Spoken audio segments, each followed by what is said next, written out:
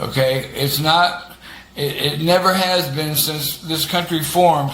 Washington D.C. has never been a part of the United States. All of the zip codes within Washington D.C. are how the Queen of England, how the British and the monarchy we borrow the money from to finance the Revolutionary War. That's how they get their money back, because all commerce goes through zip codes. Without zip code, there's no commerce. So there's so much out there that so many people don't have any idea how things work. And I've dedicated my life to learning every bit of it, so I can expose as much of it as I can. Because they made the mistake of illegally stealing 9 years of my life. They tried to turn a $100 bill into $10,000, and they didn't get a cent of that money. But they did get they got 4 years of my life in prison and then 5 years of probation afterwards. So they stole 9 years of my life, because the Monroe County, Florida judiciary ran a scam military tribunal where the state attorney's office prosecuted the case, and my lawyer allowed the plaintiff in the case to perjure themselves, saying they'd never tried to kill themselves, and the prosecutor withheld the exculpatory evidence that they had Baker acted her 4 times in order to put me in prison so they could make money, because the crime victim advocate pays the victim any monetary help. The statute in 688, I think it is, or 633 Florida statute says that whoever is found guilty of a crime and the crime victim advocate is given any monetary help to, there's a fine to be imposed of $10,000. So let's talk about crime victim advocate laws. Okay, now these are good for people that have really been hurt. If they've been in a robbery or something like that. But when it comes down to domestic violence, I'm going to give you a specific reference, because I went through this in the state of Florida. I was in a relationship, an abusive relationship with a girl that liked to punch me and do all kinds of evil crap to me. And she called the police on New Year's Eve after she broke the telephone and her hand on my face. I went to jail, because the police get to make that decision when they come to the home. That right there is a misprision of the law. So, but anyway, we went to court, and she perjured herself, because I had a viable self-defense defense. She was trying to kill herself. I tried to stop her from killing herself. And you're allowed to go up to killing someone to save their life. You can't kill someone to try to save their life, but you can go up to that level by law. And she perjured herself, saying she never ever tried to kill herself. And the court had Baker acted her 4 times, so they knew she was lying. But here's the deal. The crime victim advocate paid her $100 for the day's work she missed, breaking her hand and the phone on my face. And in order for her to get that $100, she has to sign a contract that she will help them convict me. Okay, which she did. And the thing is, that's all she got was $100. And in Florida, the crime victim advocate law says if they've given the victim of any crime any monetary assistance, if there's a conviction, there's a fine imposed of $10,000. Yeah. So they gave her $100 for breaking her hand on my face, and they sentenced me to 4 years in prison, 5 years of probation, and a $10,000 fine. I never paid the fine because I know my rights. I'm a disabled veteran, and when you're on a disability, they can't force you to pay any restitution or anything like that out of your disability. But they stole 4 years of my life and 5 years on paper. And they could fix all of the domestic violence problems real simply if there's no real, you know, I have to set some threshold, and estimated damages, $10,000 would be a good threshold for, you know, victim injuries and stuff like that. Because here's the deal: if they just changed the domestic violence laws to everybody goes to jail. If there's not a certain level of violence, everybody goes to jail when you call the police for domestic violence. Imagine how much of that would be gone. You're not going to call the cops if you're a bitch trying to throw your old man in jail, and you're going to jail too. There ain't no marks on nobody but him. And that's the way it was with me. But anyways, Donald Trump, one of his first campaign promises in 2016, one of his most important ones, was giving the power back to the people. He never did that, obviously. Or we wouldn't have seen COVID-19 or January 6th or any of the shit that we've gone through. So, I had a garnishment of my disability. I'm a veteran, but I have a non-service related disability. I was in a stock car racing accident, broke my neck, 1999. So, anyways, one day all of a sudden I go to the bank and my deposit is short, big time, So I call the Social Security people to ask them what was going on. Oh yeah, boy, it's student loan debt. It was a 31-year-old student loan debt that just magically appeared out of nowhere, and I was like, well, that's not legal, and he's like, yes, it is. I'm like, well, no, it isn't. For one thing, I shouldn't be finding that out at the bank, okay? That should have come out 30 days ahead of time by law. I know collections law, okay? So, inadvertently, I didn't know that I was creating a retaliatory campaign against myself, because these people were making $28,000 typographical errors, $7,000 and $4,000 typographical errors that take years to get fixed. Okay, so they put me in a hole and started shoveling in the dirt. So, my state representative there in Lake County, Florida, was Jennifer Sullivan, and she didn't know what was going on. So she sent me to the office of Ron DeSantis, congressman, and I couldn't get nobody to answer the phone over at the Lake County Social Security office. So she got in touch with them, and I started talking to Rebecca Price, the technical expert. First time I talked to her, she's announced, I'm Rebecca Price, I'm the technical expert. I'm like, well, I think you might be a little overrated there,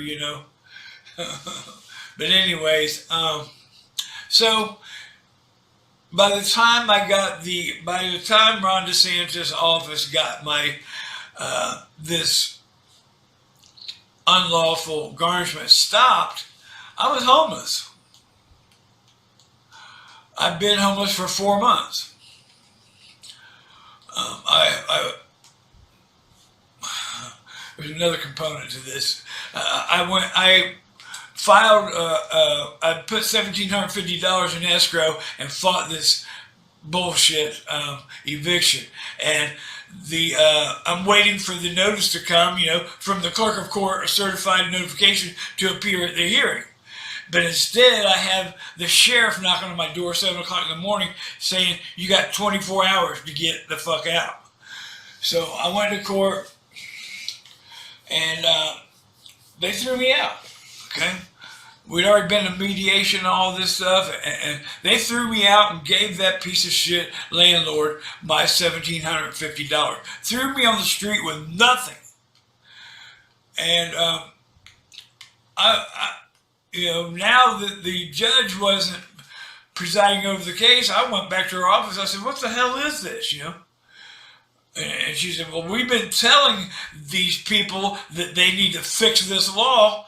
Here, talk to Ron DeSantis and tell him. So the judge put me right on the phone with Ron DeSantis. And I talked to him, I said, what the hell is this? The landlord gets to send you the notice, and all they got to do is show up to court and say, well, I don't know why he's not here. I sent him the notice. And Ron DeSantis said, oh, well, I'm running for governor. As soon as I get in there, I'm going to fix that. Bullshit. It's the same fucking way it is right now. Okay? Ron DeSantis doesn't give a fuck about you. Like no politician gives a fuck about you. Okay? It's all about lining their pockets from yours.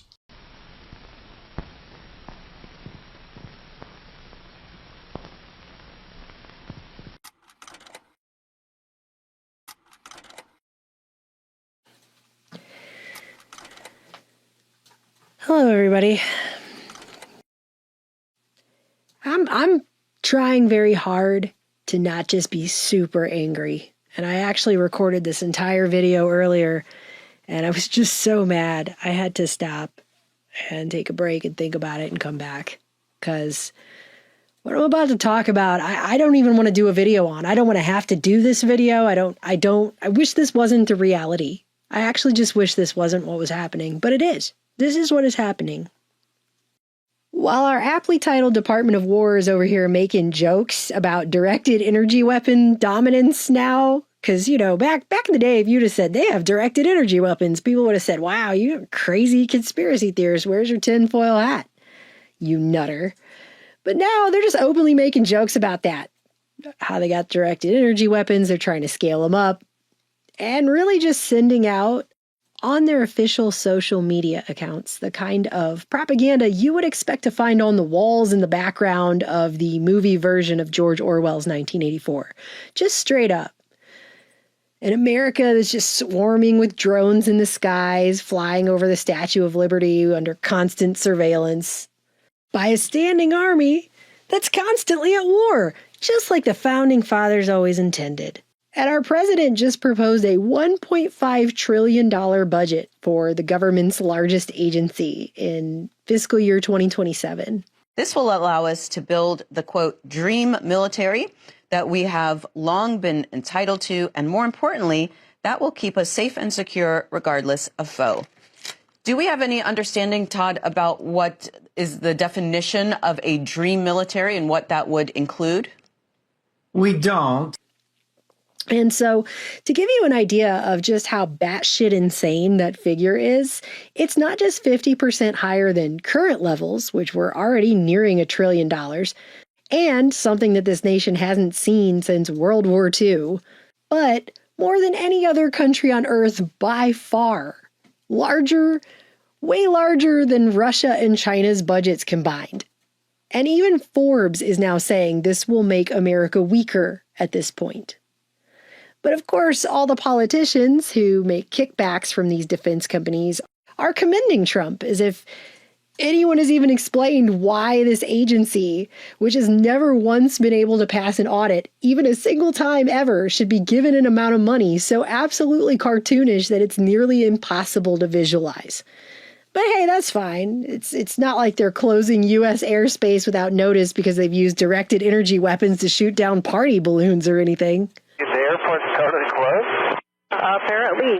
The FAA's notice to airmen, or NOTAM, said El Paso had been designated national defense airspace, and the government may use deadly force against airborne aircraft that don't adhere to the order. We're learning more detail about the flight stoppage at El Paso Airport. Reports suggest the Pentagon was using a high-energy laser to counter what was thought to be a drug cartel drone. Turns out it was a party balloon. Oh. Actually, no, they did do that.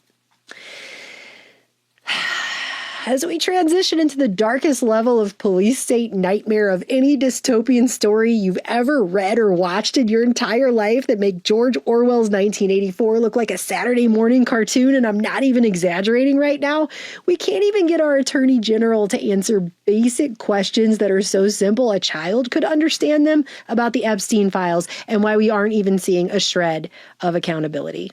How many of Epstein's co-conspirators have you indicted? How many perpetrators are you even investigating? First, you showed it. I find it. How many have you indicted? Excuse me. I'm going to answer the question. Answer my question. No, I'm going to answer the question the way I want to answer the question. No, Your you're going to answer theatrics the are question the ridiculous. way I asked it. I want to know, were there any underage girls at that party or at any party that Trump attended with Jeffrey Epstein?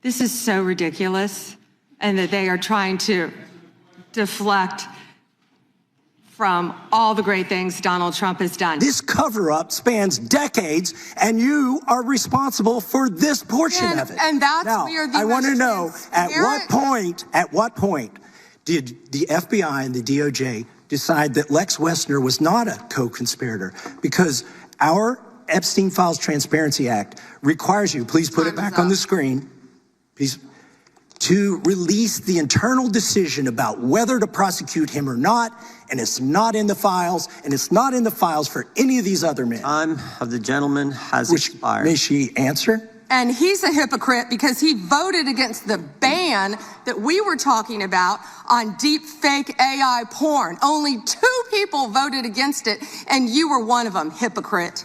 Donald Trump, the Dow right now is over. The Dow is over $50,000.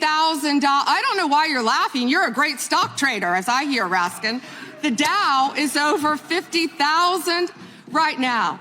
The S&P at almost 7,000. And the NASDAQ smashing records. Americans' 401ks and retirement savings are booming. That's what we should be talking about. We should be talking about making Americans safe. We should be talking about, what does a Dow have to do with anything? That's what they just asked. Are you kidding? And actually, if you didn't watch the hearings, this clip pretty much sums them up. Fix you some of this new Mococo drink.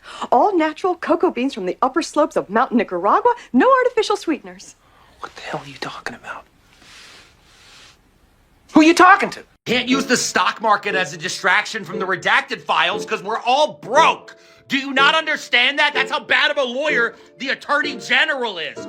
And the reason it's important to point out how the lowest common denominator of social moray defiling psychos in positions of power in this country are being shielded from any and all accountability is because I keep hearing people say that this same government is somehow going to uphold the law when it comes to other issues that we are dealing with, such as the mass of illegal immigration that was coming in here over the last several years. When it's incredibly obvious to anyone paying actual attention here for more than 5 seconds together that they have no intention of doing so. The same corrupt system is currently building a massive digital surveillance police state, which includes mega warehouse detention centers that are going to be put all over this country. And everywhere you look, this administration and the so-called but in name-only representatives in our Congress are taking financial kickbacks from the very for-profit private prisons that are going to be implementing these detention facilities. So everyone's making bank off of this. Everyone's grifting. I mean, this woman right here who went from this back in 2014. And I'll fight to put human trafficking monsters where they belong, behind bars. Pam Bondi, our Attorney General.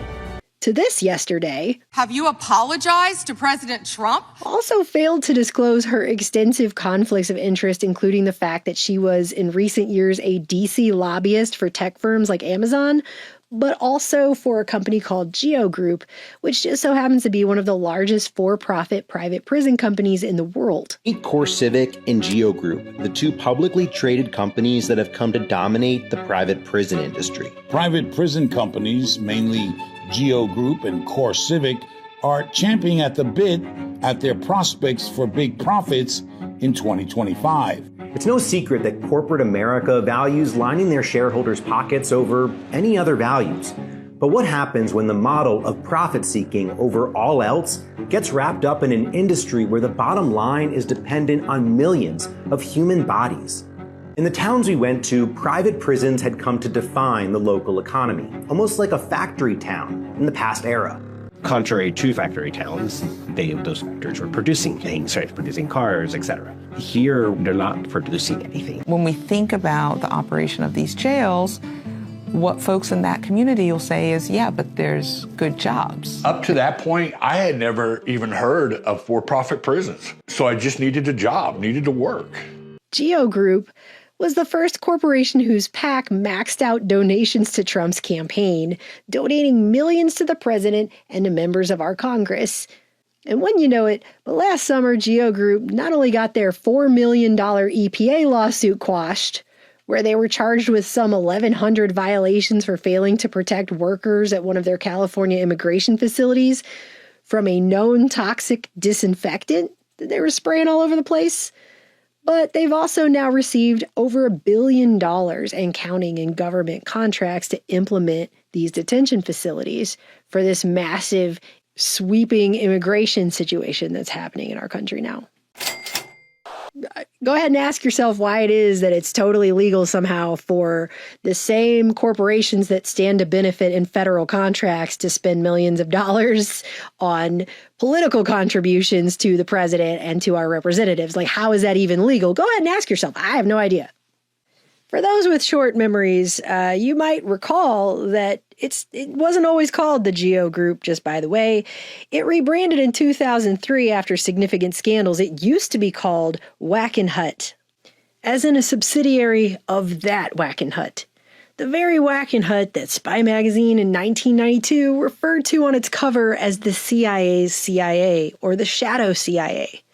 The one that's been written about in academic journals for doing things like engaging in a scheme to kidnap a U.S. ambassador to El Salvador and then blame it on leftist organizations in a classic black flag operation. Yeah, that Wackenhut. Does that ring any bells? It might, considering how many times they were accused of human rights abuses, the fact that in the year 2000, the Department of Justice actually sued Wackenhut, alleging excessive abuse and mistreatment of juveniles, no less. There were all kind of scandals, bribery, lawsuits, staff being accused of sexual assault. But somehow we're supposed to believe they just rebranded, slap a new name on there, new logo. It's all good now. I'm sure it'll all work out really well to give them billions of dollars now. I'm sure it's all fine. Most of the reporting I've seen on these detention centers are that people are getting education and healthcare. So I, of course... Well, look, I mean...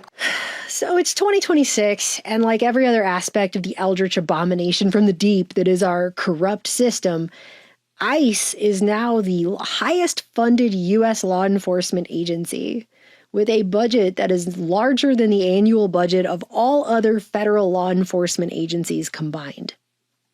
And they've been given special hiring authority that allows them to bypass the usual rigorous hiring procedures for federal employees, which, as you can imagine, will surely end well, right? Like, they're definitely going to get the creme de la creme of people to run around masked with guns and operate with impunity. What happens when ICE hires agents with minimal screening, then sends them into the streets masked and armed?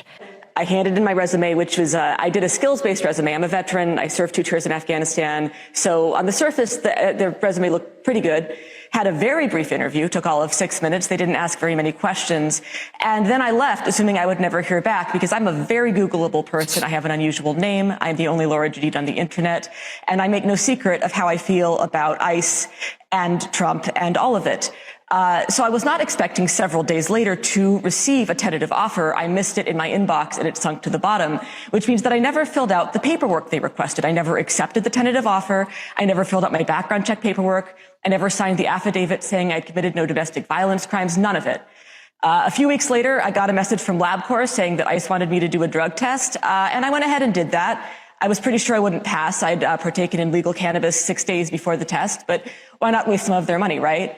And then 9 days after that, I decided I wanted to, I was curious, had they processed the drug test yet? So I logged onto the ICE hiring portal, and what I found was that not only did the drug test not seem to be relevant, I was listed as having joined ICE as of 3 days earlier. I had listed that I had accepted the offer. They had offered me a final position as a deportation officer. My background check was listed as completed 3 days in the future from when I was looking at it. So it seems like the answer to the question, who are they hiring, is they don't know. Wow.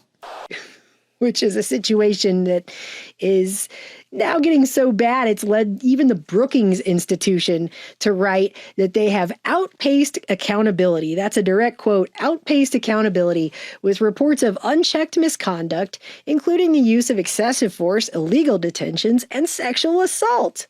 The precedent here is very simple. You have a federal law enforcement official engaging in federal law enforcement action. That's a federal issue. That guy is protected by absolute immunity. He was doing his job.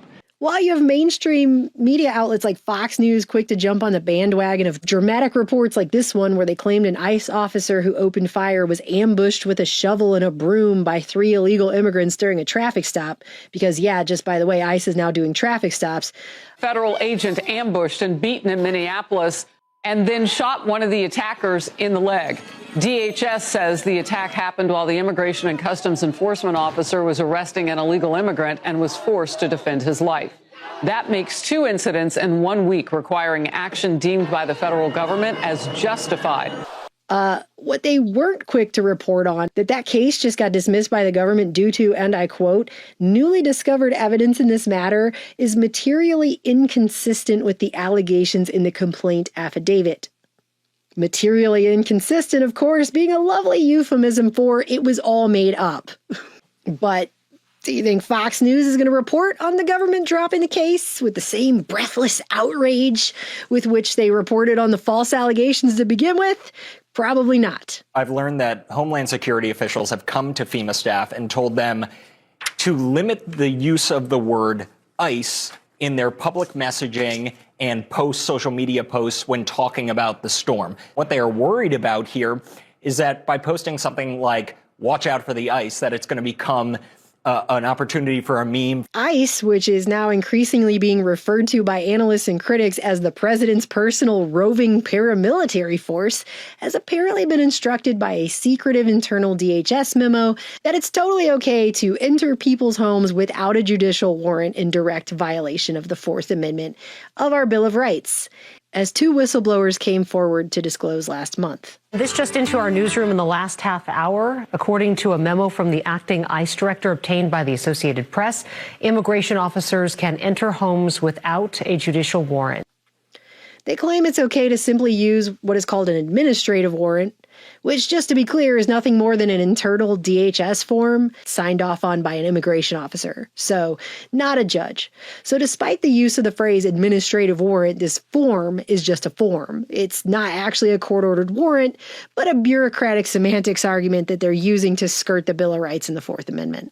Imagine if we had to go through the process of getting a judicial warrant. And that's why you now have stories like this one, where ICE agents showed up to the house of a U.S. citizen, masks on and guns drawn, and forced their way into his home and pointed guns at his family, yelling and screaming at them.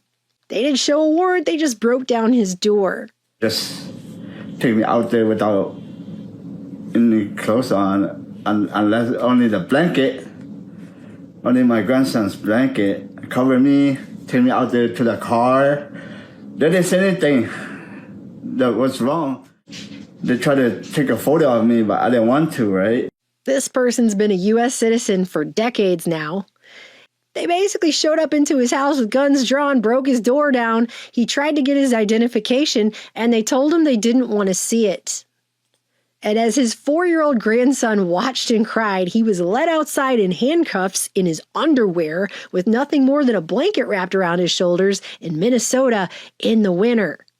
Then they drove him out to, quote, the middle of nowhere, where they made him get out of the car in the frigid weather to photograph him. And then he was asked for his ID, to which, of course, he said, I'm in my underwear and you didn't let me get it. Eventually, the agents realized, oopsie, that's a U.S. citizen with no criminal record who did nothing wrong. And after a few hours, they brought him back to his house, made him show his ID, and then they left without so much as an apology for completely violating his rights, violating the Fourth Amendment, bursting into his house with guns, and scaring and traumatizing his family, including his 4-year-old grandson.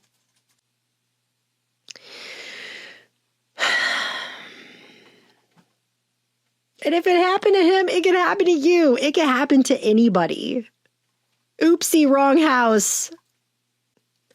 You know, the whole thing, when you read it, it just sounds like the opening scene of Terry Gilliam's Brazil.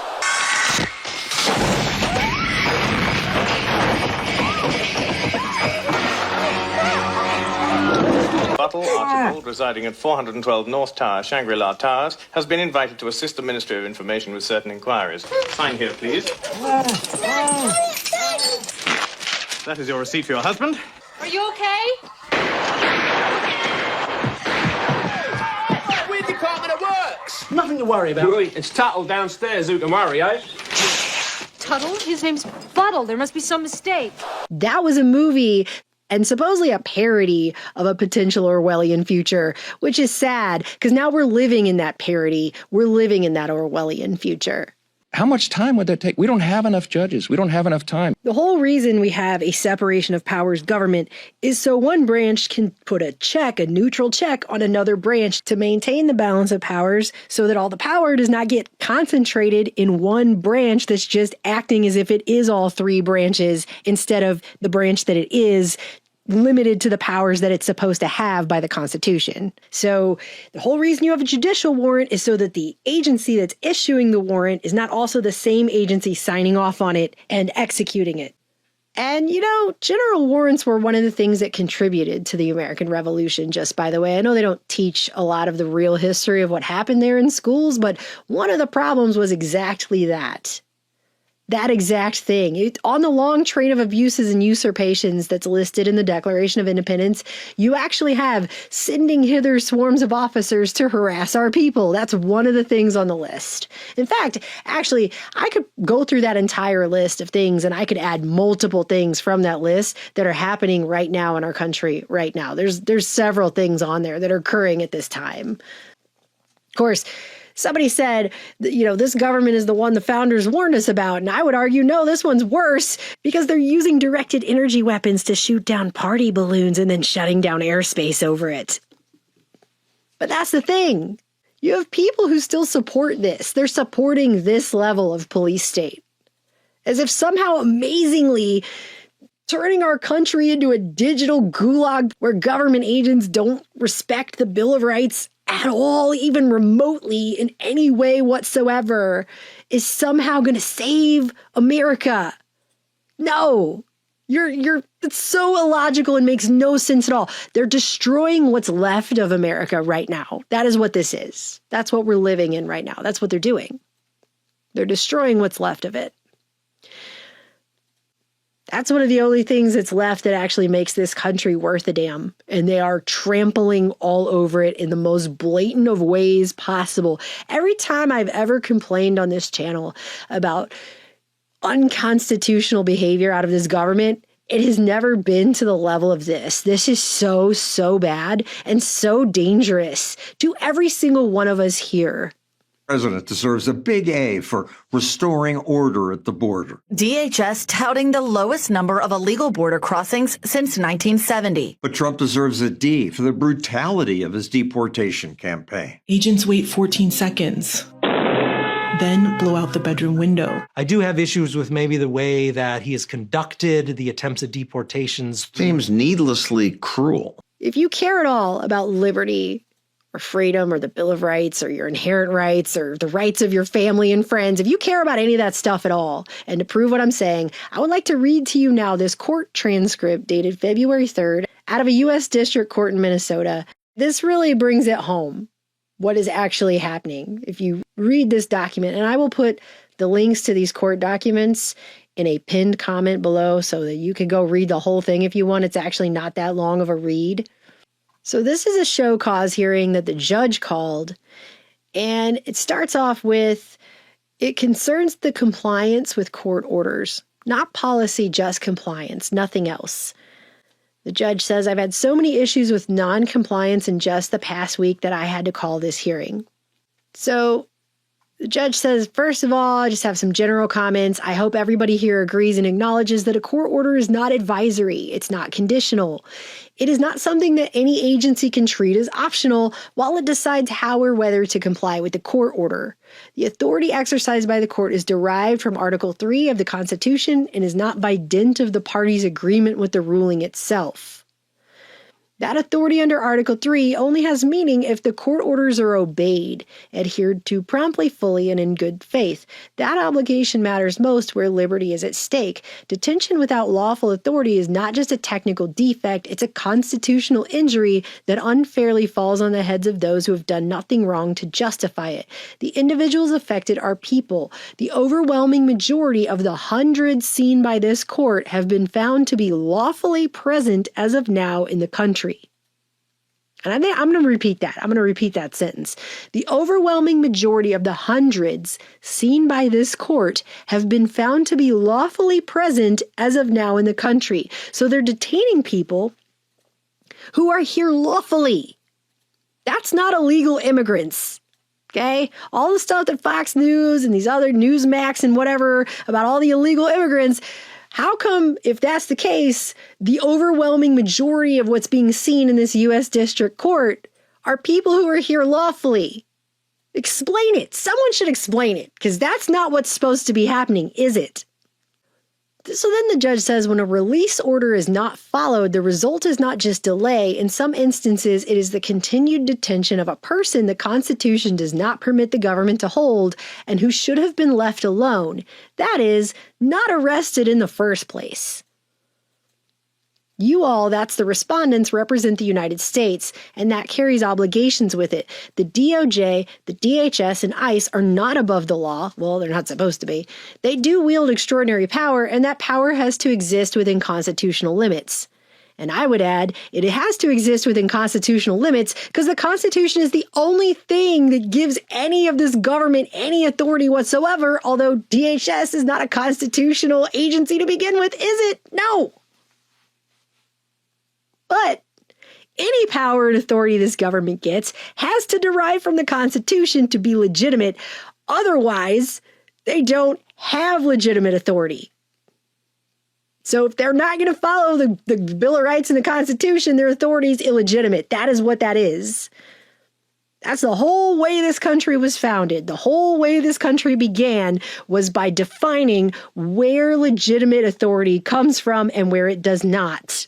That is why there's a long train of abuses in the Declaration of Independence and a huge explanation as to how legitimate authority is derived and why governments are instituted among men in the first place. So if they're not going to follow the Constitution and the Bill of Rights, then they're a completely illegitimate power that's just wielding illegitimate authority over everybody. That's terrifying. Especially in an age where they're bragging openly about their directed energy weapons, okay? And building a massive set of detainment camps all over this country. When court orders are not followed, the judge says, it's not just the court's authority that's at issue, it is the rights of individuals in custody and the integrity of the constitutional system itself. So Then the judge says we're going to go on and respond to some of these things. Judge says if the government undertakes an enforcement operation of this scale, one that results in the detention of large numbers of people, including individuals who are lawfully present in the United States, then the government assumes a corresponding obligation to ensure that each detention complies with the Constitution and with court orders governing their release. Volume, that is the volume of cases and matters, is not a justification for diluting constitutional rights, and it never can be. It heightens the need for care. Having what you feel are too many detainees, too many cases, too many deadlines, and not enough infrastructure to keep up with it all is not a defense for continued detention of people that weren't supposed to be arrested in the first place. If anything, it ought to be a warning sign. But what you cannot do, the judge says, is to detain first and then sort out the lawful authority of that detention later. Continued detention is not lawful just because compliance with release orders is administratively difficult or because an operation is expanded beyond the government's capacity to execute it lawfully. So Ms. Voss and Ms. Lee are the lawyers for the government. The judge says, so Ms. Voss, I don't take it at all that it's the government's position that Operation Metro Surge has outpaced the government's ability to lawfully process detentions and comply with judicial oversight. That's not the government's position, is it? And Ms. Voss says, no, certainly not, Your Honor. And the judge says, right. And does the DOJ feel that just because it has or needs resources to process all of the claims and comply with court orders, that that's a reason for the court to be relaxing constitutional requirements? And Ms. Voss says, no, certainly not, Your Honor. If you don't comply with the court's orders, you've essentially painted the court into a corner. Because what are we supposed to do? We're here to determine what the law is and sort out whether the detentions were lawful or not and issue orders for release if we find the detentions were not lawful and to oversee that that gets executed. And in our case, the court has hundreds of these cases of noncompliance at this point. Hundreds of cases of noncompliance where they're detaining people that should have been detained. They've been ordered to release those people and they're not doing it. So they go back and forth on that, and I just want to get into this lawyer, Miss Lee. She's trying to explain how she's new, and she's been working there only a month, and she says it's been more than 4 weeks, and she just got her card into the DOJ system yesterday. So they're not even giving her access to the DOJ system. This is the lawyer that's representing the government. She says, so in January 5th, she started with the agency. And to be honest, we have no guidance or direction on what we need to do. That is what the lawyer for the government just said. She's got no guidance or direction on what she needs to do. She said she just showed up and they threw her in there. I mean, a teenager working at Wendy's is getting more orientation on how to make a cheeseburger than the lawyers for the government are getting in this immigration situation that's unfolding in our country. But first of all, you got to check your stuff like a grill that's set at 250 with the meat and cheese that's ready to go. A towel to keep your station looking cool. But most of all, you got to have your tool. Do you see a problem there? I'm not sure how anybody thinks that this government is going to fix its own mess in this situation where they're not even giving guidance to their own lawyers on how to deal with what's happening. They're just hiring people basically in name only and just throwing them in there. They're not telling them what to do or giving them even access to the government's own systems so they can do their jobs. They're getting no orientation on how to do anything, no guidance, nothing. But they're supposedly going to fix this problem. Yeah, I somehow I doubt that. Down here, she's the lawyers, so she's talking about what her day is like, where she's working these crazy 20 hours a day and everything. And she gets down there and still says she's still having trouble even just accessing her email, her DOJ email, this lawyer. So she's having trouble even just getting in her email to do her job. That's the level. All right. So the judge says, are you telling the court that you were brought in like a brand new, shiny new penny into this role and received no proper orientation or training on what you were supposed to do? And Miss Lee says, I have to say yes to that question, Your Honor. So again, teenagers working at McDonald's are getting more orientation on how to mop a floor and make French fries than the lawyers that the government has hired are getting on how to do their jobs. And you still have people out here saying, oh, they're going to fix this illegal immigration situation. Are you kidding? Are you kidding? This is ridiculous. And you'll get a patty that's out of sight. Press out the corners nice and wide, at least half an inch on both sides. Basically, the argument that's happening at this point is that the judge is saying, look, I order you to release someone and I'm not hearing back from anyone. I'm not hearing back on that any of my orders are being followed or anyone's doing anything that this court is ordering at all. So here's a particular situation where the judge says, here's a petitioner I refer to as Oscar, was a petitioner who had no criminal history that warranted mandatory custody, apprehended by ICE on January 10th, 2026. On January 15th, so that's 5 days later, there was an order from this court that he be released and that the respondent, which is the government, shall confirm the date, time, and location of the petitioner's release within 48 hours of the court order on January 15th. So then they go back and forth on how, like, this day happened and the 19th is happening and the 20th is happening, and the court is still not hearing back from the government that they've let this guy go, right? Then the judge says, we learned that on the 20th, when the release was supposed to have taken place finally, that there still was no release. Instead, the petitioner was currently en route to Albuquerque, New Mexico. So not only are they detaining people that never should have been detained in the first place and not releasing them when the court orders them to do so, but now they're just flying them around the country and no one even knows where they are. And originally they said the guy was in El Paso. So first they said he was in El Paso. Now they find out he's in Albuquerque. They don't even know where this guy is. So they're detaining people that never should have been arrested in the first place. And they're flying them all over the country and no one even knows where they are because no one's keeping track of what's going on because DOJ lawyers can't even get into their email and have no guidance or orientation on how to do their jobs. So then, by the 24th of January, there's still no confirmation they've released this guy. Then on the 26th of January, the court is still trying to figure out, are they going to release him finally? Where even is he? What is even going on? By the 27th, the court finally hears from Miss Lee, I want to inform the court I've received confirmation regarding petitioner's itinerary that he will be transported back to Minnesota. So this person's been arrested on the 10th. Ordered to be released on the 15th. It's the 27th. They're just now getting around to we're going to bring him back. They never should have let him go. He shouldn't be flying around the country to first. But where are they even taking him? What are they even doing? There's no orders on any of this. They're just doing whatever. So now he's supposed to come back on a commercial flight. And by the way, all these flights are being paid for by taxpayers too. I mean, that's the thing. You think you're going to save money on solving this problem. They're spending billions and billions and billions and billions of dollars on this problem. So now they're trying to fly him back, and then they tell the judge on the 28th that he's finally going to be released. But then, on the 28th, they're asking for an extension to release him. They decide there's a security risk delaying him getting back somehow. If this was you or your loved one or your friend, can you imagine?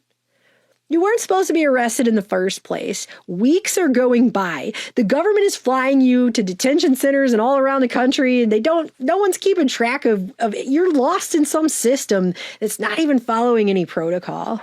That's what's going on. It's so Brazil. This is such a Terry Gilliam movie. The judge is saying you're flying people out of Minnesota and taking 13 days to return them back to the state when they've been found to be unlawfully detained in the first place. What do you think about that, lawyer for the government? And Miss Lee says, Your Honor, I did ask the same question too. I have not got the answer. So the judge just moves on because what else can you do at that point? That's a level. It's insane. This doesn't even resemble a workable system for any of this that makes any kind of damn sense at all. It just doesn't. And the government's lawyer says, I have to go back to pulling teeth to get anything fixed. It took a really long time. Blah, blah, blah. Excuses, excuses, excuses. And then this lawyer tells the judge straight up, sometimes I wish you would just hold me in contempt, Your Honor, so that I can have a full 24 hours of sleep. And she says, I'm here with you, Your Honor. What do you want me to do? The system sucks. This job sucks. So that's the lawyer for the government saying the job sucks and the system sucks. And the whole thing is terrible. And she goes on to say, I'm not meant for this job. And to be honest, I did put in for a request to be transferred, but no one's willing to come here and stand in front of you to explain or help improve this system. They won't let her quit. She's trying to quit this job. She hates it. So that's going on. I mean, can you imagine seeing that in an episode of Columbo or something, or Matlock? Can you imagine seeing the lawyer for the government in a Matlock case just being like, I fucking hate this job. It sucks, Your Honor. It's a terrible piece of shit. I really wish I could quit. They won't let me leave. I'm trapped in a horrible nightmare. I mean, that's basically what this sounds like when you read it. The judge goes on to say, for example, if we say release this person immediately, we learn that having transported him to El Paso or New Mexico or whatever, you're not bringing him back. Then we learn that someone's just being put out on the street with just the clothes on their backs, and they have to figure out how to get back here when they should have not been transferred out of here in the first place. But we can't have them being released when it's minus 14 degrees outside. And that's what they're doing. They're just dropping people on the side of the road. And so once that's addressed, then we learn after they've been released that now conditions have been imposed on their release that were not ordered by the court. That somebody who shouldn't have been arrested in the first place is now being told, sure, you'll be released if you wear an ankle monitor. So they're putting ankle monitors on people now, which the court didn't order because the person was unlawfully detained in the first place. The judge goes on to finally say, we take no great pleasure as a court in compiling a list of some 90 or so cases of violations of court orders for release, let alone the 10 or so that I had just last week. So that's 90 people within a matter of weeks that have been unlawfully detained by this government. They never should have been detained in the first place, and they're not releasing them when the court is ordering to have them be released. Then you get down here and you have a lawyer for the plaintiffs. This lawyer says, first, I'd just like to revisit your question earlier of whether the unitary executive behavior in Operation Metro Surge has outpaced the system's capacity to ensure the Constitution is being complied with. And this is abundantly clear that the answer is yes. The lawyer says there are problems with supervision and training that have resulted in immense violence in our communities, which of course would happen since ICE is just hiring whoever. Again, they have special hiring authority that allows them to bypass any kind of rigorous hiring process. Luckily, my boys at ICE don't mind. They're in it for the love of the game. And how did I find them? By running ads like this. Do you need a job now? Yeah. Are you a big tough guy? Yeah. Tough enough for the army or police? No. But do you take supplements that you bought at a gas station? Daily. Do you like to use zip ties because people in your life don't trust you with keys? You know it. Then buckle up and slap on some Oakley's, big boy. Welcome to ICE.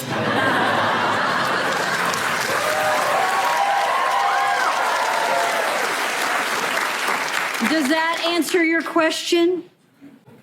No, not even a little bit.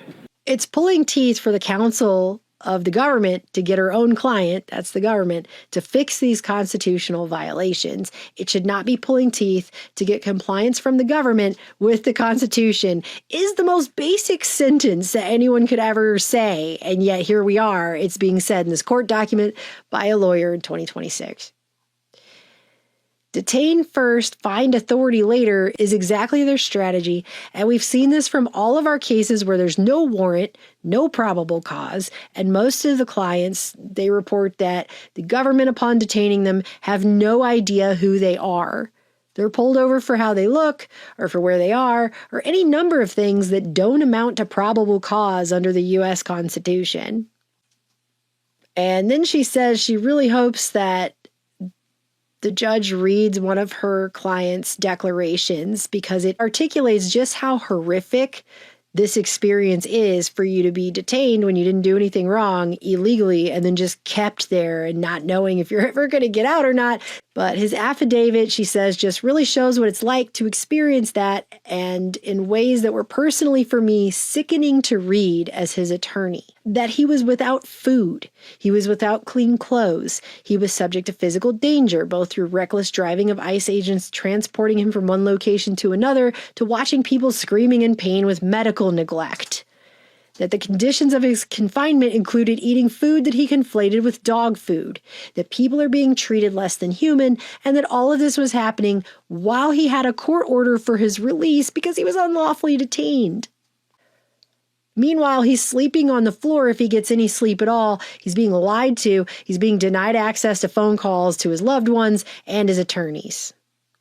I would encourage Your Honor to read this declaration and defer to the court if you would like me to submit it formally in his case. And then there's a human rights declaration for the next case. But if you scroll down, she says we shouldn't need a specific court order to ask the DOJ not to be putting people's lives in danger. But I can't tell you how many clients I've had where I've had to go find them. They were left on the side of the road with no coat, no phone, no wallet, no hat. They're wearing Crocs or whatever they got pulled out of their house or their car with, whatever that was, and it's 0 degrees outside. We shouldn't need a court order saying don't put someone's life in danger. They're just dumping people. When they finally do release someone that shouldn't have been detained in the first place, they're just dumping them on the side of the road in freezing temperatures in the winter in Minnesota. That's what they're doing. And the lawyer says, but here we are, and we need court orders or orders to show cause just to show compliance with court orders that shouldn't have had to be issued in the first place. I think this would be a different story if these habeas petitions were frivolous, but we're filing so many of them because there are just so many people now who are being detained without any semblance of a lawful basis. So that is the end of the hearing, but that is what is going on. There are so many people now. They're having to file so many habeas corpus petitions. You remember habeas corpus, right? It's the thing that Kristi Noem, DHS Barbie over there, has literally no idea what it is. Secretary Noem, what is habeas corpus? Well, habeas corpus is a constitutional right that the president has to be able to remove people from this country and suspend their right to. Let me stop you, ma'am. Suspend their habeas right corpus, excuse me, that's incorrect. President habeas Lincoln corpus, used it. Excuse me. Habeas corpus is the legal principle that requires that the government provide a public reason for detaining and imprisoning people. If not for that protection, the government could simply arrest people, including American citizens, and hold them indefinitely for no reason. Yeah, that right there. They're having to file so many petitions for that. Okay? Because there's just so many people now who are being detained without any semblance of a lawful basis. If you go online and watch this video, you will hear the agent tell Ramon Minera that he is being detained because he has an accent. Do you have documentation? I do have my documentation. Can you present it to me, Why please? are you asking me for my paperwork? Because of your accent. You have an accent too. Where were you born, sir? Where were you born at? Put your hands behind your back. Okay, Ramon Minera is a U.S. citizen. Guess what? There are a lot of U.S. citizens who have accents. And you might say to yourself, this is just a partisan issue. Certainly all of these judges were put there by Obama and Biden, right? But you'd be wrong, okay? Here's another one that came out from a judge, Patrick Schlitz. He was a George W. Bush appointee from 2006. And he's saying right here, there are 96 court orders that ICE has violated on 74 cases. And then he writes, the extent of ICE's noncompliance is almost certainly substantially understated. It's a list that should give anyone pause, no matter his or her political beliefs, who cares about the rule of law, as ICE has likely violated more court orders in January 2026 than some federal agencies have violated in their entire existence. Even Trump-appointed judges are saying this now. While I was recording this, yet another transcript came out of yet another U.S. District Court judge in Minnesota, Judge Nancy Brazel, who's a Trump appointee. And she wrote this. In recent weeks, ICE has isolated thousands of people, most of them detained at the Bishop Henry Whipple Federal Building, from their attorneys. Plaintiffs, who are non-citizen detainees, and a nonprofit that represents them, have presented substantial specific evidence detailing alleged violations of the United States Constitution in holding these people. Defendants, that's the government, may not properly choose a facility that is unfit for a particular purpose and then use the inadequacies of that facility as a justification to deprive detainees of meaningful, confidential access to their legal counsel to the extent demanded by the Constitution. The judge says it appears that in planning for Operation Metro Surge, the government failed to plan for the constitutional rights of its civil detainees. The government suggests, with minimal explanation and even less evidence, that doing so would result in, quote, chaos. The Constitution does not permit the government to arrest thousands of individuals and then completely disregard their constitutional rights because it would be too challenging to honor those rights. Why? Because this is America. If you're not going to uphold the Constitution, those rights apply to those people. When people come over here on tourism, when they come over here on visas, and yes, even when they're here illegally. And I would suggest to you that the reason that this was done in this way is so they could do this. Imagine if we had to go through the process of getting a judicial warrant. How much time would that take? We don't have enough judges. We don't have enough time. It would take decades probably to do that. Just like that lawyer said, they're overwhelming the system. In fact, this whole thing reads like a DDoS attack on our system in order to bring it down on purpose by design. Do you know what a DDoS? If you don't know what a DDoS attack is, it's a distributed denial of service attack that's a malicious attempt to disrupt internet traffic of a targeted server, service, or network by overwhelming it with a flood of internet traffic from multiple compromised malware sources. So it uses botnets or zombie computers to exhaust resources, making everything slow and inaccessible, causing downtime, stealing data. It's just a massive flood of zombie traffic to shut a system down. That is what this looks like, what they're doing. Because they're just rounding people up and asking questions later and flooding the system with a bunch of cases of people who should never have been detained in the first place, and then they're not complying with the court when they're told to release those people. What's your name? Omar, but I'm a U.S. citizen. You're a U.S. citizen? Yes, I am. Okay. All right. Thank you. Thank you. Look, it is to the point that Reuters just got done reporting last week that hundreds of judges from around the country have now ruled more than 4,400 times since October that this administration is detaining people unlawfully. Yet the administration just continues to jail people indefinitely. If it's so simple, we just need to get rid of people who are here illegally. Why are they detaining and locking up people that should not have been detained to begin with? Like, you can't even make this up, dude. As I was recording this, an ICE whistleblower came out, a former attorney who worked for ICE for 4.5 years, who did training for new ICE officers, testified at a hearing before Congress about how they have cut the training program for new ICE officers in half, and they are teaching them directly to violate the Constitution. I swore an oath to uphold the Constitution when I joined ICE on August 1st, 2021, as an assistant chief counsel. I followed that oath for 4.5 years, working side by side with ICE officers. And I followed it when I resigned on February 13th, 2026, a little over a week ago, so that I could speak to you today. 5 months ago, I was asked to teach the law to new cadets at the ICE Academy in Glencoe, Georgia, where ICE is training its new, inexperienced recruits. On my first day, I received secretive orders to teach new cadets to violate the Constitution by entering homes without a judicial warrant. For the last 5 months, I watched ICE dismantle the training program, cutting 240 hours of vital classes from a 584-hour program. Classes that teach the Constitution, our legal system, firearms training, the use of force, lawful arrests, proper detention, and the limits of officers' authority. No reasonable person would believe a training program suddenly cut nearly in half could meet the minimum legal requirements. I do not know how anybody who's watching this can possibly say to themselves that this is going to restore America or make America better. Deficient training can and will get people killed.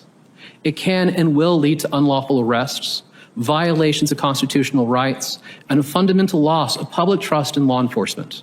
ICE is lying to Congress and the American people about the steps it is taking to ensure its 12,000 new officers faithfully uphold the Constitution and can perform their jobs. Way, way more dangerous than the illegal immigrants are that are here, okay? This, way worse. And by the way, referring to the Biden presidency, I just want to say real quick, where we don't even know if the guy was conscious half the time, and the crazy stuff that was going on during his presidency with the auto pin and everything. Referring to that mess, that hot mess of a situation, is not some excuse for the Trump administration to do things that are even worse. Like, well, he sucked really bad, so I have to suck 10 times more. That's not how that works. And now we're here in this problem, reaction, solution world of ICE rapidly constructing billions of dollars of massive warehouse detention facilities all over our country. Department of Homeland Security is planning to spend nearly $40 billion on new immigration detention centers. The city of Social Circle just confirmed the sale of a warehouse on East Hightower Trail. Now, this means the property is now officially owned by ICE. People in Social Circle say they plan to protest it. Sale of this space is a done deal. There's a sales deed showing the federal government paid just under $129 million for this space. So what did DHS buy? Well, it's a box, an over 1 million square foot gray box studded with semi-truck loading docks, built to be a distribution center. For the massive grift that is now happening for that. You know how ICE is buying up all of these detention centers? They're overpaying for them massively, and we don't know who's pocketing those profits. Let me show you the most egregious example. In Social Circle, Georgia, a town of 5,000 people, ICE bought a warehouse from a company called PNK Group, owned by Andrei Sharkov. The company was originally incorporated in Russia, and Sharkov, who's no longer a Russian citizen but still spends time in Moscow, bought this property less than 2 years ago for $29.4 million. ICE paid $128.5 million for it in 2026. That is a $99 million profit in under 2 years, and the sale, it closed in 4 days. Federal property acquisition usually takes months. So here's the question nobody's answering. Where did that extra $99 million go? Who benefited from this deal, and why did it happen so fast? People are starting to ask legitimate questions about corruption, because it turns out the Social Circle isn't an isolated case. It is a pattern. In Hamburg, Pennsylvania, ICE bought a warehouse for $87.4 million. The seller had purchased it just 16 months earlier for $57.5 million. That is a 52% markup for a property they barely owned for a year. In Surprise, Arizona, ICE paid $70 million for a warehouse the county valued at $46.6 million. That's a 50% markup. In Hagerstown, Maryland, ICE paid $102.4 million for a property that was refinanced 7 months earlier at $76.8 million. 33% markup. In Socorro, Texas, ICE paid $122.8 million for a warehouse El Paso County appraised at $29 million, a 323% markup. ICE has spent over $690 million acquiring just 7 warehouses. That's our money, by the way, our taxpayer money, and they have overpaid on every single one. And they're just getting started. ICE is planning to spend $38.3 billion, again of our money, turning warehouses and former prisons into detention centers. This is what happens when you give an agency $75 billion with no oversight, and all of it is being run by deeply corrupt people. Which I have no idea why anyone would think will just be temporary once they put all that up and put it in place. That's just going to be there while they remove some people. Okay, If you look at everything that is going on in this country right now, and you still trust this entity, seriously, to look at a machine, a corrupt, wholly unaccountable machine, and still somehow be able to tell yourself, well, it's got 2 sides though, and the side that I like, that's the good side. That side really cares about me and is going to do good things, and I trust everything that side says. Like, that's all due respect, but I'm pretty sure that's a mental disorder at this point. That's got to be a psychosis. You need to seek help if you actually believe that. After over a century of proof in your face that is so not the case, you really do probably need to go get help, because you have like a very extreme form of Stockholm syndrome or something. Tim's a bootlicker for defending us. I'm like, no, you misunderstand. It's my boots. It's mine. I voted for them. I'm wearing the boot. I'm stomping on the ground. Nearly all of them so far, by the way, line up perfectly with the rail lines. And I just find it odd that a lot of the same people who were totally freaking out about Obama back in the day, saying he was going to suspend the Constitution, implement martial law, and put dissenters into FEMA camps. You remember all those talking points? Coming up, Jesse exposes prison camps across America, waiting for you and me.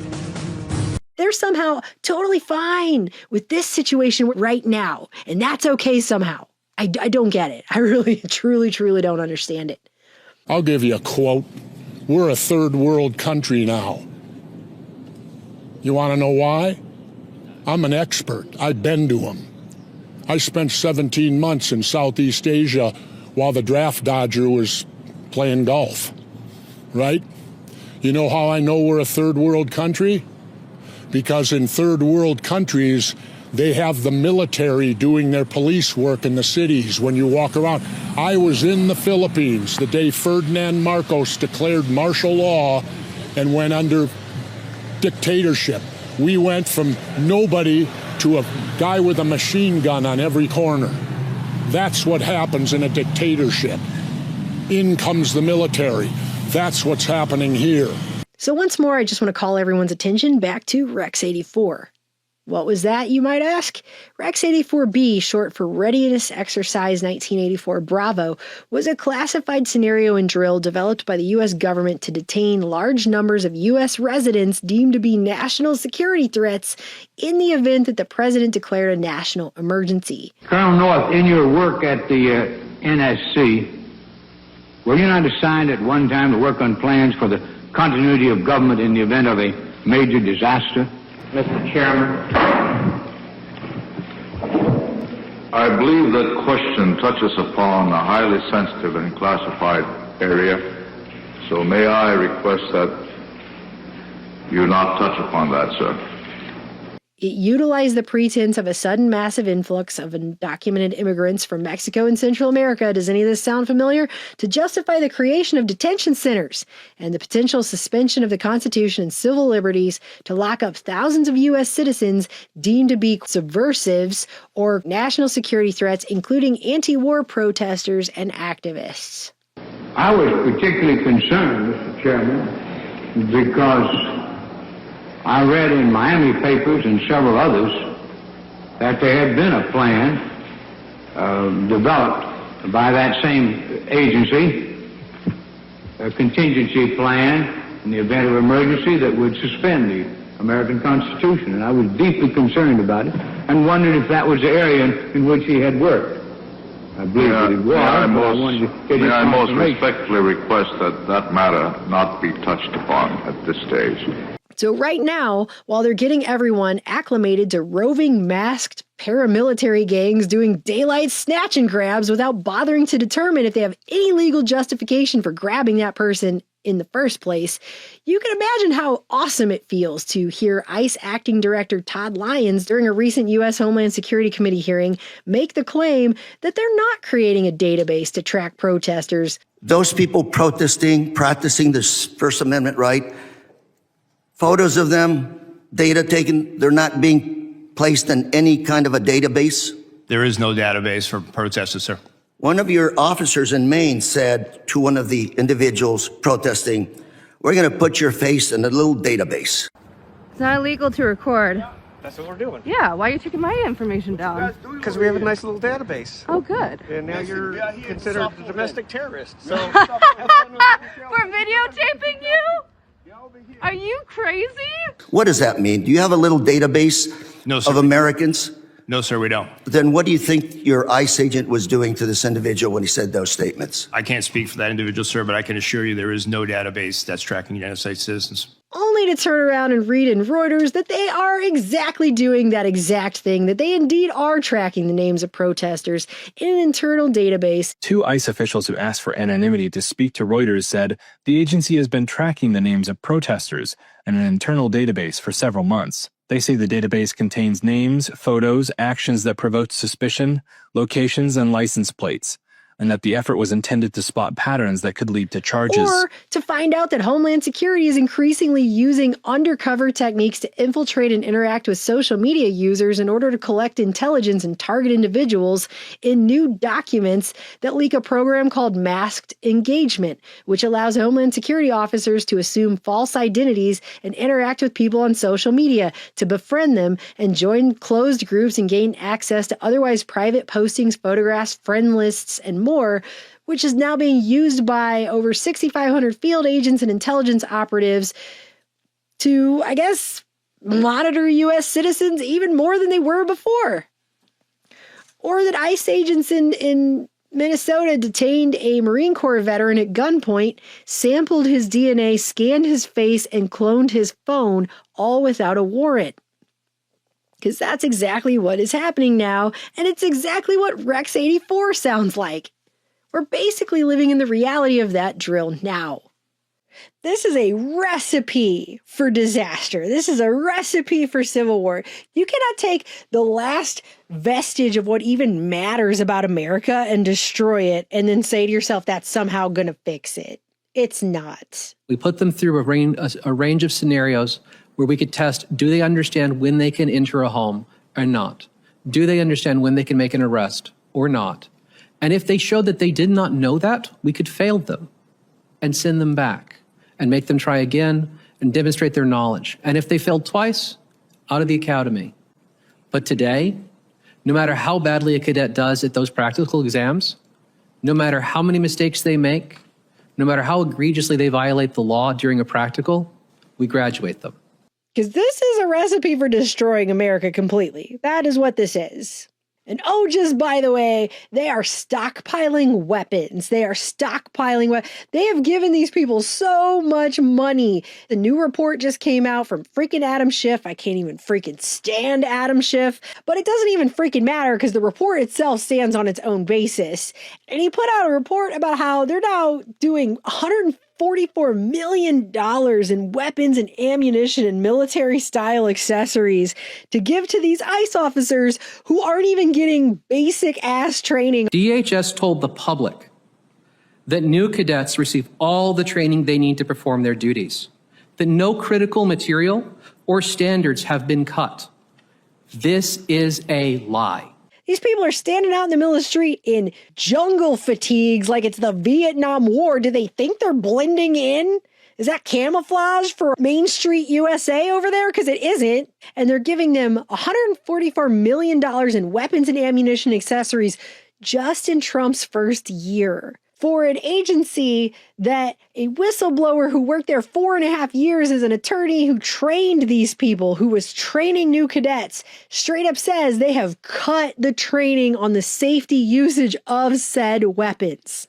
Many graduates go to their home office just long enough to get their gun, their badge, and their body armor before deploying to places like Minneapolis and other ICE operations with minimal supervision. It's shocking that anyone would think this is safe or responsible. And this pattern of lies is not isolated. It extends beyond the training program to include deceiving Congress and the public about the rules followed by ICE officers once they graduate. Again, this is America being destroyed. This is also a recipe for civil war in the streets. This is absolutely terrifying, actually, when you really stand back and look at it all and think about it. This is a nightmare. It's a waking nightmare. My first question is for Mr. Bunnell. Yes or no, in the absence of an emergency, are ICE and Border Patrol agents legally allowed to knock down someone's door without a judicial warrant and probable cause? They are not. And yes or no, also for you, have ICE and Border Patrol agents acted illegally in forcing entry to private homes over the past year without judicial warrants and probable cause? Based on the reports that we've seen today and what we've heard about, it sounds like they are, yes. And Ms. Gibson-Brown, yes or no, did federal agents present a legal judicial warrant to you when they broke down your front door with a battering ram and entered with guns pointed at you while your daughter was home? No, they did not. Without reform, ICE will graduate thousands of new officers who do not know their constitutional duty, do not know the limits of their authority, and who do not have the training to recognize an unlawful order. That should scare everyone. And the only reason that people haven't realized it's a nightmare yet is because that nightmare hasn't come to their city yet. But this thing looks like it's coming to everybody's doorstep. I don't think they're going to just stop at Minneapolis. I think Minneapolis was a test. I think they were testing out how far they could get away with it. And they got pretty damn far. So I think they're probably going to just keep this up. I think this is about to come to a city near you. I think this is what they're doing right now. Question to Mr. Scott first is yelling at ICE officers or Border Patrol, is that a form of domestic assault on the officers? No, sir. Mr. Lyons? No, sir, stop. And is filming of ICE or Border Patrol either an assault or a crime in any way, Mr. Scott? No, sir. Mr. Lyons? No, sir. Like you tossed him on the ground. Yeah, just trying to grab his phone out of his hand. This is the first incident that we were able to identify under the second Trump administration where an ICE agent was criminally charged for battery. Federal officer Adam Sirocco was charged for assaulting Chicago attorney and Air Force veteran Robert Held for filming him at a gas station. It's hard to even tell who these guys are in some of the videos I've seen. Because it just looks like some guys in regular clothes sometimes with masks on getting out of a regular unmarked car. Needs to call 911. They are seriously attacking me. We'll call 911 right now. Yep. What's your location? Call 911. I'm right at the corner of Jefferson.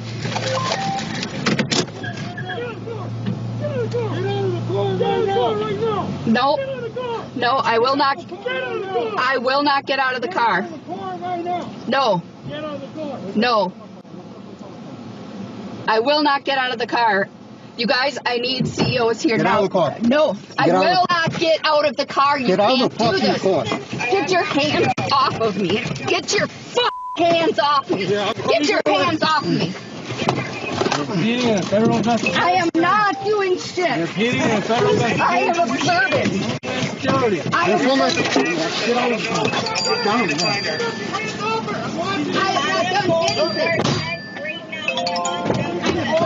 This is my constitutional right. You're not under any. We're calling 911 right now. I am not. You cannot arrest me. I'm observing. You're not You can't arrest me. I'm observing. You cannot. I am not. We're taking a video too. Get off of me. Get off of me. You're under arrest. Someone call the MP, or someone call the police. Somebody help me. Call the police. Call the police. Call them now. Call them now. There's no way to know they're law enforcement. They're not, they have masks on. There's no identifying information that you could gather from your environment that would tell you who they are. And to that end, Senator Mike Lee of Utah posted this on his personal X account. It's a video of cartel gang members raiding a gas station with guns and setting it on fire. And Senator Lee wrote, "Cartel hitmen wear masks. Leftists aren't complaining." And I guess that sounded really cool in his head before he typed it and shared it with the entire world. But what he ended up doing is sharing a post that basically compares likeness between ICE agents and cartel gang members that set gas stations on fire. And it confused Grok, who verified that the video is actually ICE setting the gas station on fire. And everybody was basically ratioing Mike Lee into the ground, making obvious comparisons between groups of masked men who jump out of unmarked vehicles with guns, to the point that he deleted it. A woman sat alone in her car, observing and recording ICE officers as they patrolled her community. This should go without saying, but it clearly needs to be said anyway. What this woman was doing is fully protected by the Constitution. Observing and recording federal agents, local law enforcement is a First Amendment right. Is filming of ICE or Border Patrol either an assault or a crime in any way, Mr. Scott? No, sir. Mr. Lyons? No, sir. 3 unmarked ICE vehicles began chasing this woman down a rural road. When she didn't pull over, they boxed her in. As soon as she stopped, these 3 masked agents jumped out of their vehicles immediately with guns drawn. This is an unarmed woman. who had committed no crime. She's alone on a country road, and an unmarked car boxes her in. Out jumps masked men with guns and drag her out of her car. That is not the United States of America. That is Stalinist Russia. Why would you want to live in a papers, please police state that goes back in time to Gestapo land? Like, why would that be the answer? We have to give up all our rights now? Is that what you're saying? We have to give up all our rights now. Biden was a terrible president, so now we have to give up all of our rights. That doesn't make any sense.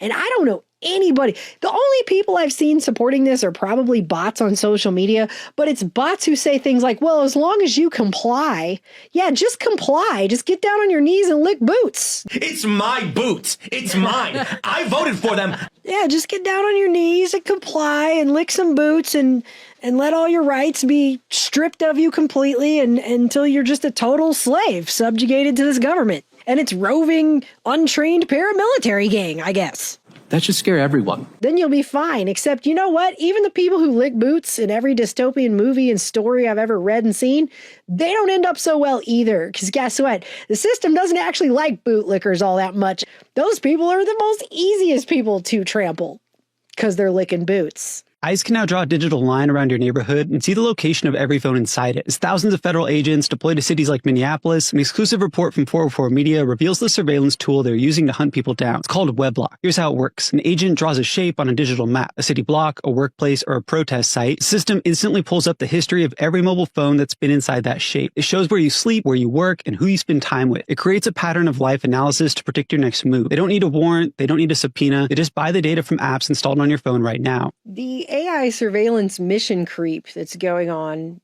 includes millions and millions of dollars, according to procurement records, for not just Palantir, but iris scanning on smartphones, Clearview facial recognition technology. They're using apps to determine if teenagers who don't have IDs are citizens. This is expanding well beyond just enforcing immigration. And I don't want to hear anybody say we just have to have this rollout of this AI biometric mass surveillance police state. No, we don't. We don't. And all you have to see to know that that's the case is go look at this Cato Institute chart of deportation rates and historical perspective that goes all the way back to President Benjamin Harrison. Look at the numbers under George W. Bush and Barack Obama. And somehow they were able to remove millions of people and deport millions of illegal immigrants from this country without all of any of that. So I do not want to hear that we must turn our entire country into this freaking 1984 Orwellian Minority Report dystopian hellscape. That is actually completely untrue. Because what is going to be left? Like, let's say this goes the way that whoever it is that's promoting this level of police state nightmare, let's say it goes your way. What is going to be left? Your Fourth Amendment is basically gone. Everyone's been terrorized into compliance, terrorized into a papers, please police state compliance. You're living in a AI panopticon, Big Brother Orwellian AI panopticon that even George Orwell could never have dreamed up in his wildest nightmares. So what is it that we're saving?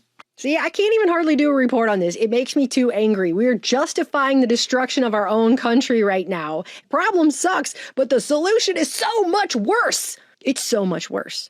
I don't know why any of you would think that you want to live this way. Who would want to live in a country like this? Who would want to live in this country? Why don't you go live in post World War II East Germany? Countless private citizens were also monitored, observed, and wiretapped, like Michael Schlosser, who assembled an airplane in his shed in order to flee to the West. Colleagues who worked as informants for the Stasi betrayed him. Today, there is a replica of his plane in the memorial. And we've been living under a continuous state of emergency since about 3 days after 9/11, when the national state of emergency was first declared. And it has been continually extended every year since. And at first, they actually said what emergency measures were being renewed. But After a few years, they just kept renewing it and they never spelled it out. We've been living under a continuous national emergency declaration and national emergency powers since 2001. So we've been living under that for a quarter of a century now straight. But personally, I am just so sick and tired of these taxes. Why do you always do this? You know, every time you get a paycheck now, most of it goes straight to the government. Hey, keep it down. You want somebody to hear you? I'm just saying, I'm the one who's making the money, and I have no say-so. You know what you're saying? Just calm down. You want him to ruin your life? They can do that, you know.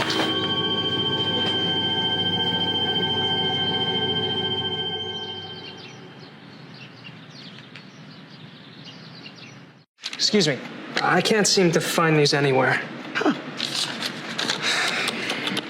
These books are no longer available. I didn't know. May I have your name, please? Why? Excuse me. Just what did I do? We just have a couple of questions. Easy.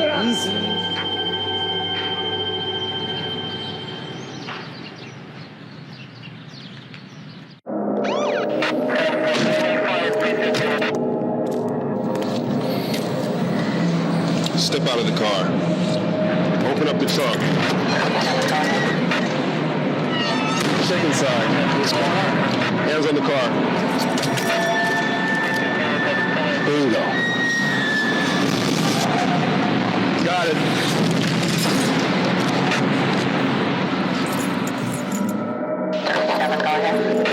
May he bless you and keep you. May he grant you peace. Amen. Thank you all for coming. I'll see you all next week, and please be careful going home.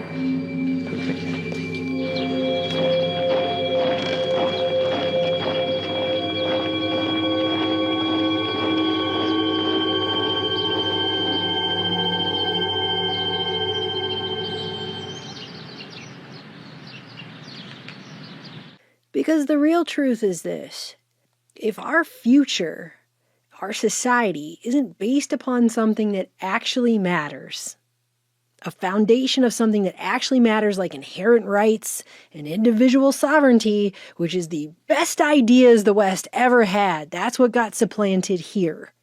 If our future isn't based on something like that, it really won't matter. It won't matter how much tech we have, how much AI we have, how many robots and flying cars you slap all over it. It will be yet another dystopian Orwell knockoff that nobody wants to live in. Not you, not your children, not their children. No one. And I feel like if there's any statement that I could make that sums up everything I've been trying to say for 15 years, it's gotta be that. It will not be worth it. What are we trying to protect and save? If not that. Because this is not the way. Destroying the last vestiges of our Bill of Rights is not the way to save the one thing that actually matters about this country. The one thing that sets it apart from every other place in the world. The reason anybody even wants to come here to begin with. One-stop shop. Who and what would you like to monitor? I'd like to monitor pedophiles. Okay, and then? Murderers and rapists, and then enemies of the state. And then? And then we are ready to go. And then? What about journalists? Nailed it. Is a good point. Add the journalists. And then? Can you see if they have refugees? And then? All women should be monitored. Yeah. And then? Just everybody with an opinion. And then? Why don't we just monitor everybody and everything? Yeah. And then? Because I can give you a Cliff Notes right now on how that's going to end up straight out of history. It's called It Won't. But we are literally watching our country become a police state with surveillance systems, huge detention centers being built all around the railroads. And everybody just ignores it because they think they don't have to worry about it. It won't. Destroying what's left of America won't save it, you guys. And anyone saying that it will is either completely historically illiterate or so blinded by party spirit and brains so full of propaganda off the mainstream media that they can't see what's happening all around us right now. But if you think this isn't coming to a city near you and soon, you're quite mistaken, because they're talking about doing this all over the country. And it really doesn't matter if you think you don't have anything to hide, because this system is pretty much treating everyone like they do. He was forcibly detained by Border Patrol even though he was a U.S. citizen. This didn't happen just once. This has happened thousands of times all across the country. It is still happening today. And it could easily be you or yours. You're ignoring the Bill of Rights. The truth is, immigration enforcement is necessary for our national security and for local security. But how it's done is extremely important. With that said, recently, as the last 2 weeks, we, as law enforcement community, have been receiving endless complaints about civil rights violations in our streets from U.S. citizens.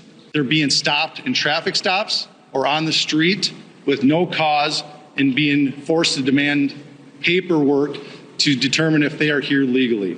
We started hearing from our police officers the same complaints as they fell victim to this while off duty. In Brooklyn Park, one particular officer that shared her story with me was stopped as she passed ICE going down the roadway.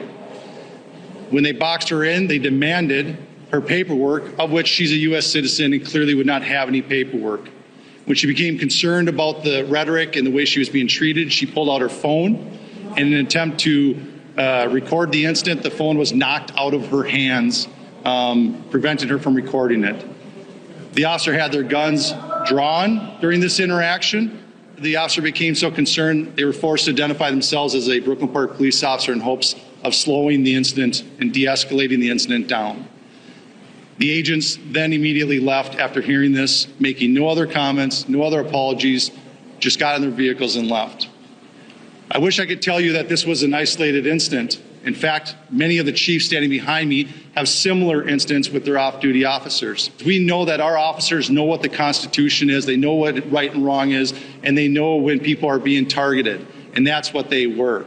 If it is happening to our officers, it pains me to think of how many of our community members are falling victim to this every day.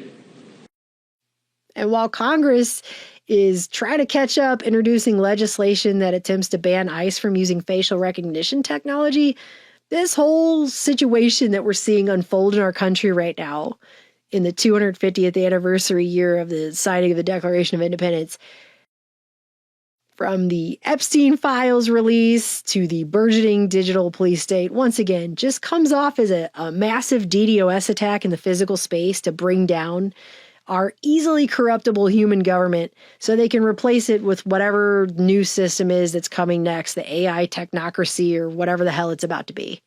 That's what this looks like. It looks like they're doing everything they can to show you at every level how absolutely corruptible and corrupt and corruptible this human system is. He's smashing a window. This is for honking their horn. U.S. citizen. The bottom line here is that turning this place into a cartoonish Orwellian Terry Gilliam movie is not going to restore America or make anything great again.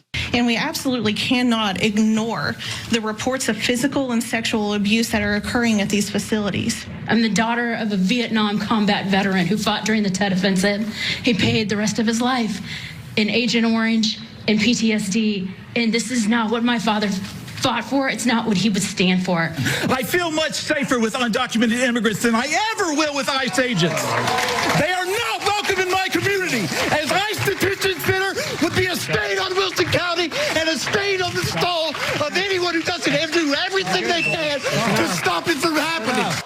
Fascism depends on everyday people complying, and I'm not going to fucking comply. In Hutchins, Texas, residents have successfully blocked the conversion of a 1 million square foot warehouse into an ICE detention center that would have held more than 9,000 detainees in a town of 8,000 people. I don't know what else to say. I feel like that's it. Because we've talked about it a lot on this channel. Order out of chaos, problem, reaction, solution. The theory that a public reaction is anticipated to an engineered problem that will allow for a pre-planned solution. One that typically serves a hidden agenda or hidden interests. And I'm pointing this out because I just want to make sure everyone realizes that the first step of this is actually the solution. They start with the solution they want. Okay? Then they try to anticipate what kind of problem can we generate that will garner a public reaction that will justify this solution. The solution being whatever the agenda is. And what I never understand about this and have never understood about it in all the years that we've been doing this is why would anyone trust the same corrupt system that enables the problem in the first place to show up with a solution to it? Why? I've never gotten that. It's so illogical. It makes no sense at all.